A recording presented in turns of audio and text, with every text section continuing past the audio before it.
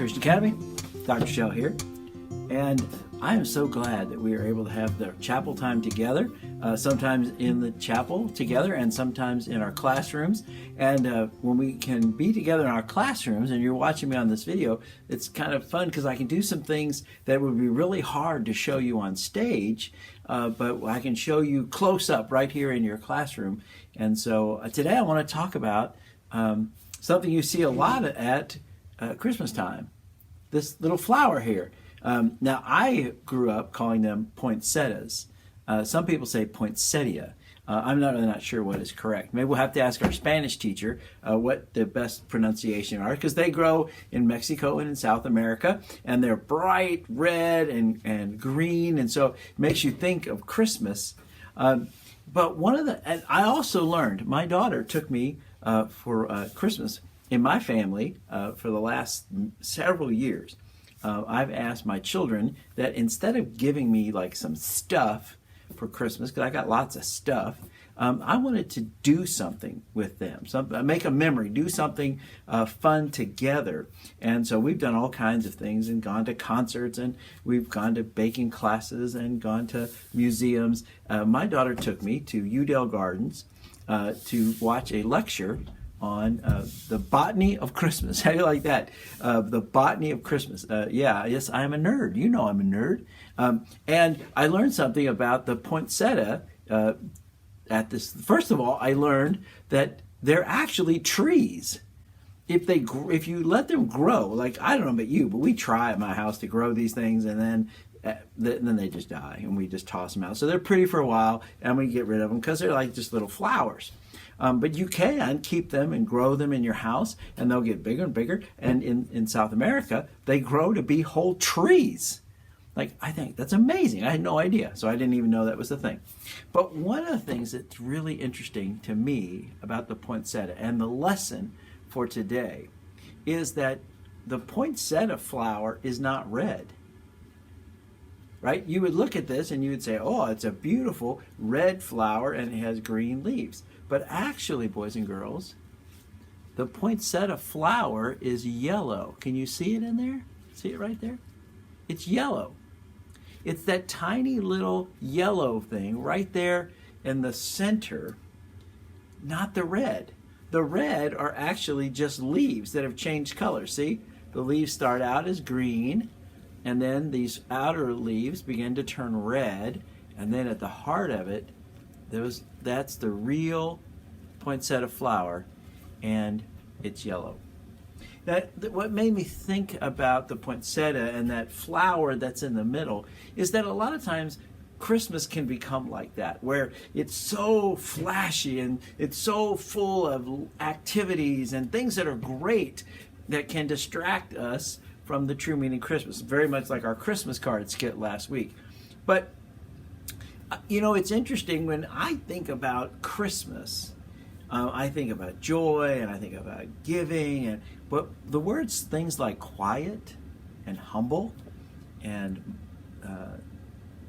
relaxed, and those are maybe not words that come to your mind when you think about Christmas and all the stuff that happens during the Christmas season.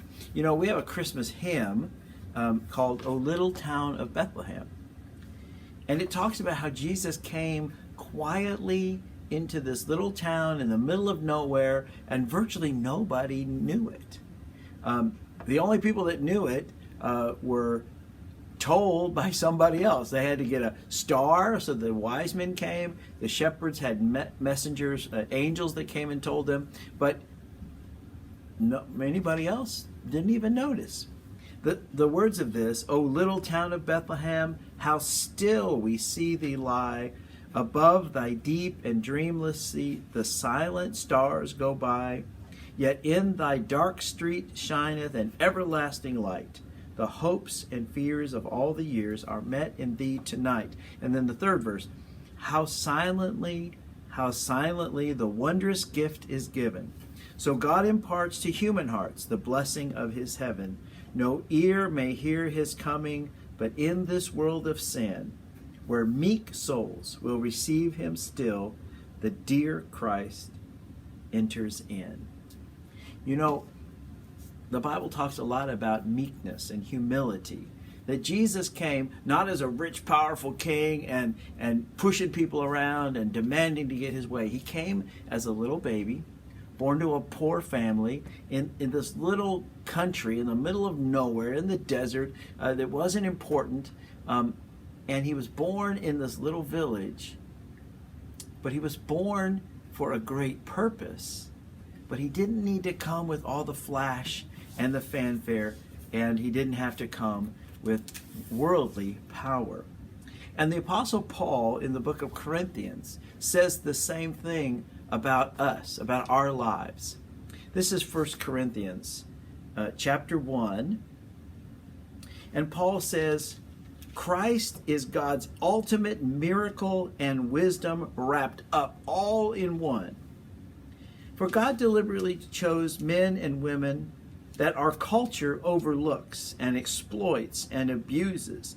God chose the nobodies to expose the hollow pretension of the somebodies, to make it quite clear that none of you can get by blowing your own horn before God.